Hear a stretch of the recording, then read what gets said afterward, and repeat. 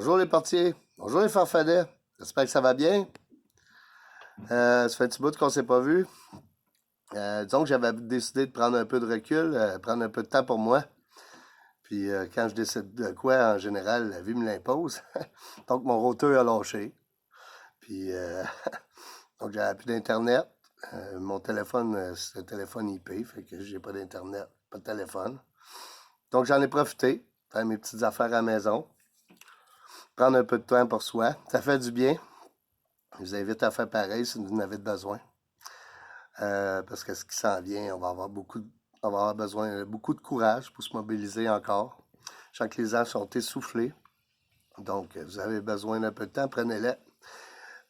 Puis, revenez en force.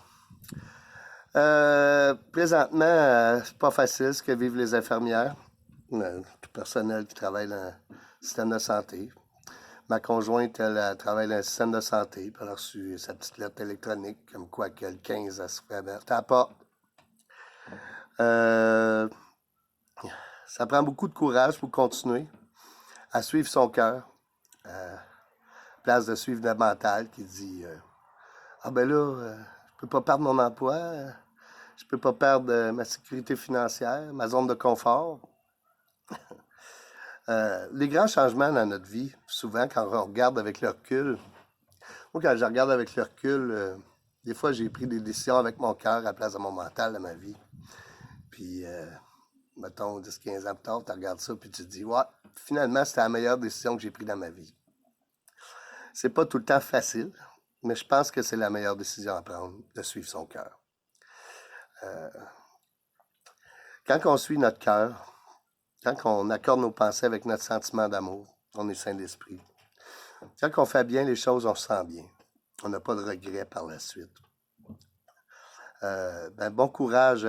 Puis je voulais dire aussi, ne démissionnez pas. Attendez de vous faire mettre dehors. Comme Rocco Galaxy a dit, c'est anticonstitutionnel de mettre quelqu'un à la porte parce qu'il n'est pas vacciné. Donc, vous allez avoir des droits, des recours par la suite. J'avais fait une annonce, je vais la répéter. Je vais donner le cours du portier du bonheur en personne. Puis je cherche entre 5 et 10 personnes. Présentement, c'est ce que je cherche, à déterminer quel groupe et dans quelle région je vais le faire. Donc, si ça vous intéresse, envoyez-moi un message sur Messenger. Pour ceux qui ne savent pas c'est quoi le Portier du bonheur, allez lire. Il y a 4 chapitres de disponibles sur ma page Facebook, Danny Dorman, le Portier du bonheur. Évidemment, ça prend du courage de suivre son cœur, malgré les apparences que le mental nous impose.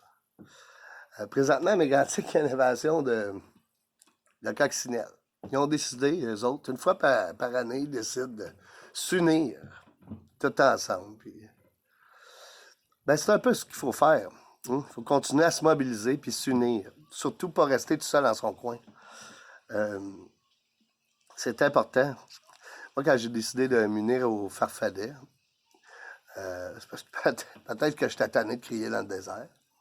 D'être tout seul dans mon coin, puis ça fait du bien. Ça fait du bien de voir qu'on n'est pas tout seul, d'être dans un groupe. Donc, j'invite les gens qui sont tout seuls à aller manifester, à aller dans un groupe, aller dans votre coin. Il y a plein d'actions qu'on peut faire présentement pour la cause. Moi, je vais aller à la chaîne humaine à Mégantic, le 15, en avant de l'hôpital. Voilà, ils nous imposent 50 mètres, fait qu'on ira dans le parking, l'autre bord, le parking du Maxi. Si on décidé de sortir cette loi-là, pas manifestant devant les écoles en bas de 50 mètres ou les hôpitaux, tout ça, c'est parce qu'on dérange. C'est bon signe. Puis aussi, on est toujours en expansion. Présentement, il y a un essoufflement. Il semble y avoir beaucoup de gens qui décident de pour pas perdre leur zone de confort, pour perdre leur liberté financière, de se faire vacciner. Il y en a d'autres qui décident de suivre leur cœur, leur conviction, qui se ramassent en prison. On sait de qui je parle. Euh, Félicitations à Madga, que si je dis pas bien ton nom, mais félicitations pour suivre pour, le, pour tout ce que tu fais. Tu suis tes convictions. Puis merci, on a besoin de toi encore. Encore plus fort. Je suis sûr que tu vas sortir de là encore plus fort. Que t'es sorti déjà. Euh, Suivre son cœur, des fois, c'est pas facile. Parce que notre mental nous dit toutes sortes d'affaires pour pas le suivre. Ben, je veux dire, bon courage. Puis, je comprends qu'il y en a qui sont essoufflés. Si vous êtes essoufflé, prenez un peu de recul, ça allait sortir plus fort.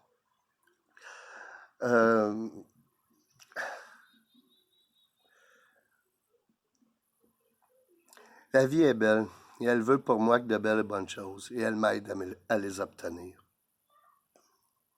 Je suis fort, puissant, harmonieux, de plus en plus heureux.